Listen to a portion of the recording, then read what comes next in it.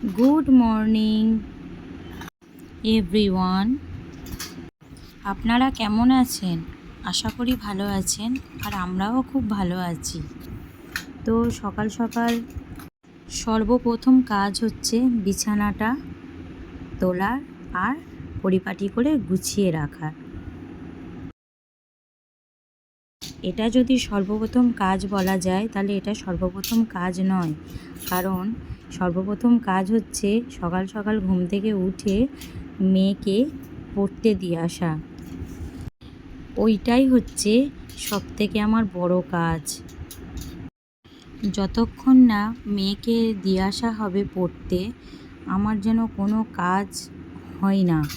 মানে তাড়াতাড়ি ওকে কখন পড়তে দিয়ে আসা হবে, যেহেতু ও 7টা থেকে পড়া। তো বিছানা গুছিয়ে চলে এসেছি রান্নাঘরে রান্না করতে, কারণ আমার বর যাবে স্কুলে। আজ ওর স্কুল খোলা। কয়েকদিন ধরে রান্না পুজো আর বিশ্বকর্মা পুজোতে ছুটি গেছে, তো আজ থেকে স্কুল, সেজন্য তাড়াহুড়ো করে রান্না চলছে। বেশি কিছু রান্না করব না, ডিম আলুর তরকারি, ঢেঁড়স আলু ভাজা আর একটা পুঁই শাক কুমড়ো আলু ছোলা দিয়ে একটা চচ্চড়ি। গতকাল রাতে বিরিয়ানি কিনে নিয়ে এসেছিল, তো সেটাই রাতে খাওয়া হয়েছে। দেখো, ডিম আলুর মশলাটা কষে ভাজা আলুগুলো দিয়ে দিচ্ছি। ভালো করে নেড়ে চেড়ে শুকনো করে জল দিয়ে দেব। ফুটে গেলেই তারপরে ডিমটা দিয়ে দেবো। আর এদিকে ঢেঁড়স আলু ভাজাটাও বসিয়ে দিয়েছি।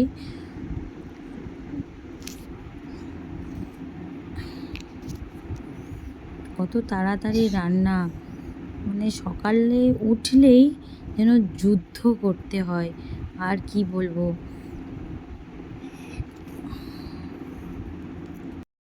কারণ বর বাড়ি থেকে 9টার সময় বেরোবে, আর কারণ ওর ট্রেন ধরতে হয়। আর একটা ট্রেন মিস হলে, জানোই তো ট্রেন মিস হলে কতক্ষণ বসে থাকতে হয়। সেজন্য আমি এদিকে রান্না করতে করতে বাকি কাজগুলোও সেরে নিচ্ছিলাম। রাতে যে থালা বাসনগুলো মেজে রেখেছিলাম সেগুলো আস্তে আস্তে যে যার জায়গায় গুছিয়ে রেখে দিচ্ছিলাম। এবার এদিকে ভাজাটাও হয়ে গেছে। তারপরে পুঁই শাক কুমড়ো আলু যে তরকারিটা রান্না করব বলছিলাম সেটা ধুয়ে নিচ্ছিলাম। দেখতে দেখতে ভাতটাও হয়ে গেছে। এই যে ডিমগুলো দিয়ে একটু ফুটিয়ে নিয়ে নামিয়ে নিলাম তরকারিটা। তারপর তেলে 5 ফোড়ন দিয়ে কুমড়ো আলুটা কিছুক্ষণ ভেজে নেব।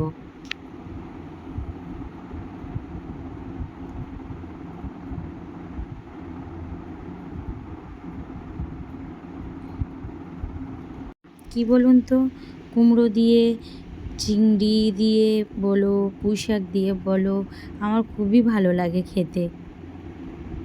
তো এই রান্নাটা আমার বর বলল, একটু ছোলা দাও, ছোলা দিয়েই রান্না করো, দেখবে বেশ ভালো লাগবে।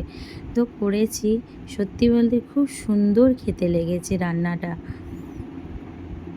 তারপরে এদিকে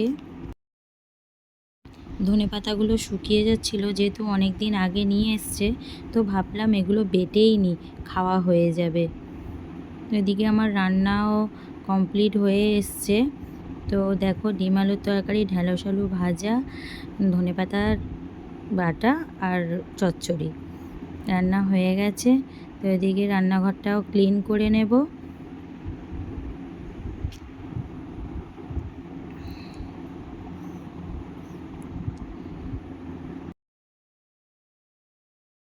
আমি না একটু খুঁতখুঁতে, কারণ আমার ছোট কিচেন ঘর, সেটা যদি একটু পরিষ্কার পরিচ্ছন্নতে রাখি তাহলে কার না ভালো লাগে বলো।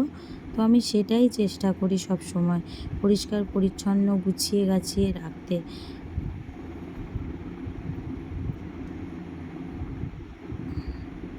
ওভেনটা ক্লিন করে নিয়েই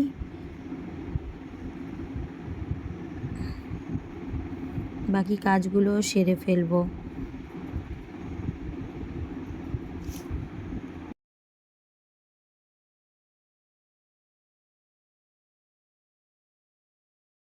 মাঝে মাঝে না এই প্রতিদিন একই কাজ করতে করতে না বোর হয়ে যায় আমি, যে মাঝে মাঝে মনে হয় যে আর কি কাজ করলে মানে মনটা ফ্রি থাকবে।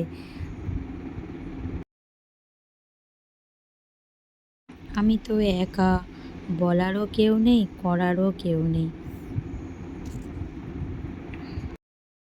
তো দেখো এদিকে আমার ঘর মোছা, ঘর বারান্দা সব মোছা হয়ে গেছে। এবার আমি স্নানে যাব। গুড ইভিনিং বন্ধুরা। দেখো সন্ধেবেলা বেরিয়ে পড়েছি বারুইপুরে, কিছু কেনাকাটার আছে, কারণ আমার মেয়ের বার্থডে চলে আসছে সামনেই। তো সেজন্য ওর জন্য কিছু জামা কাপড় কিনতে গিয়েছিলাম। তো দেখো পুজোর টাইম, এই সময় পুজো আর কয়েকদিন বাকি, তো এই সময় তো মানুষ জামা কাপড় কিনবে, তাই দেখো মার্কেট কত ফাঁকা।